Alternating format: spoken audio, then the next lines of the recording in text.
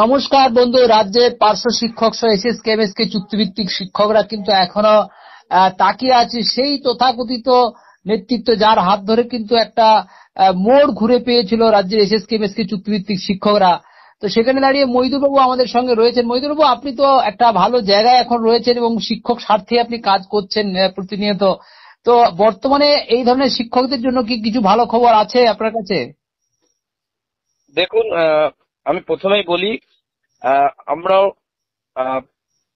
কয়েকজন, আমি, ছবি চাকি, সুজিত, সাবিনা, দেবযানী দি সহ, মুক্তিদি সহ কয়েকজন গত সপ্তাহে আমরা মাননীয় মন্ত্রীর, আমাদের অভিভাবক শ্রী ব্রাত্য বসুর নির্দেশে আমরা এসপিডির সঙ্গে দেখা করি এবং সেক্ষেত্রে একটা ফিনান্স যে অর্ডার বের করেছিল, যে দীর্ঘ লড়াইয়ের ফলে আমাদের যে অর্ডারটা বেরিয়েছিল যে 60-65 উভয়ের ক্ষেত্রে অবসরকালীন বেনিফিট 5 লক্ষ টাকা দেওয়ার বিষয়ে একটা অর্ডার বেরিয়েছে এবং আমরা এসে মাননীয় মন্ত্রীর নির্দেশে আমরা আমাদের প্রজেক্ট ডিরেক্টরের সঙ্গে কথা বলি এবং কথা বলে সমস্ত কিছু আমরা ডিসকাশন হয় এবং হওয়ার পরে আজকেরও আমি মাননীয় মন্ত্রী এবং প্রজেক্ট ডিরেক্টরের সঙ্গে আমার কথা হয় এবং সেক্ষেত্রে আমরা যেটা আজকের সুখবর আপনাদেরকে দিচ্ছি যে ধোঁয়াশাটার মধ্যে ছিল, যে অর্ডারের ভিতরে যে 60-65 পাবে কিনা, একাডেমিক সুপারভাইজার পাবে কিনা,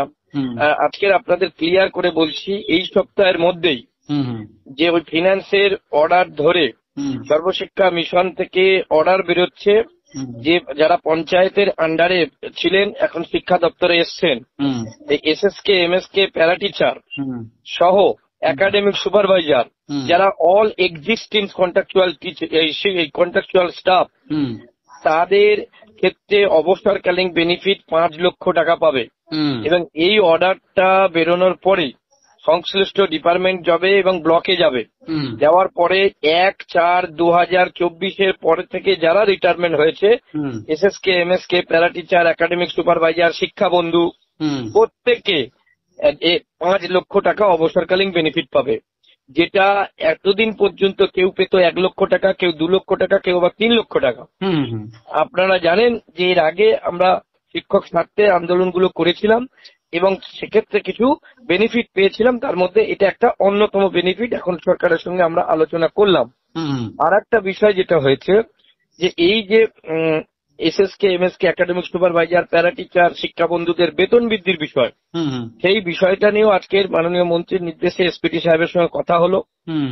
হওয়ার পরে যে ফাইলটা আমাদের মুভ হয়েছিল সেই ফাইলটা আবার পুনরায় গ্রুপ সি গ্রুপ ডি থেকে বেশি করে যাতে বেতন হয় এবং তার সঙ্গে আমরা যেটা অ্যাটাচ করেছি যে একটা ফিনান্স অর্ডার বের করেছে 1 মার্চ, যে অল কন্ট্রাকচুয়ালের জন্য যাদের অভিজ্ঞতা ভিত্তিক স্ল্যাব এবং তাতে একটা এনহ্যান্সমেন্ট হয়েছে, এই বিষয়টা নিয়ে আমরা বুঝিয়েছি এবং এক্ষেত্রেও সেই রকম যাতে স্ল্যাব হয়, কেউ 5 বছর চাকরি করেছে, কেউ 10 বছর, কেউ 20 বছর, তো সেই মতো করে স্ল্যাব ভিত্তিকে তাদের অভিজ্ঞতার ভিত্তিতে একটা ফাইল মাননীয় মন্ত্রীর নির্দেশে আবার নতুন করে তোলা হচ্ছে।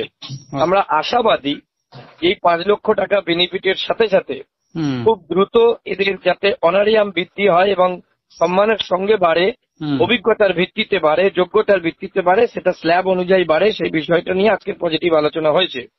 আরো একটা বিষয় নিয়ে আলোচনা হয়েছে যে আপনার চ্যানেলের মারফত আমি জানাচ্ছি যে যারা অবসর নিয়েছে, যারা চাকরিরত অবস্থায় মারা গেছে, তো তাদেরকে জেলা ভিত্তিক তালিকা তৈরি করার কথা বলেছে এবং সেই তালিকা আসার পরে আমরা সেটা সরাসরি আমাদের প্রজেক্ট ডিরেক্টর এবং এসপিডি সাহেবের কাছে দেব।